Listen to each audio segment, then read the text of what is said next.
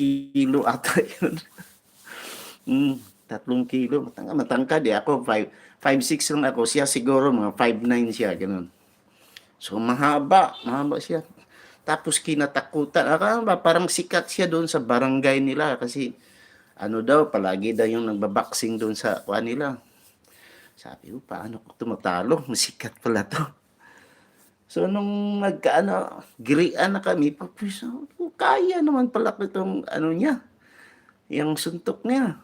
Doon, parang anong tawag ng nawala yung kaba ko. Kaya ko pala yung suntok.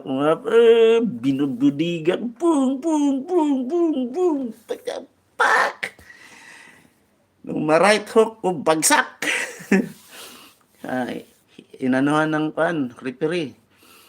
Yung mga kuan ko yung mga ka-assistant ko, basta ako pasikat na ko kasi nanalo na ako dumami doon sa likuran. Kriki, kaya mo yan, i-knockdown mo na yan. Sabi, nung ma-knockdown, hiyakuan sila. Tapos sabi ko, tumaas yung moral ko nung ma-knockdown ko siya. Akala ko mag-surrender kasi barag na Lumaban pa. Binubudiga ko, bung, bung, bung, bung, bung, bung, minto.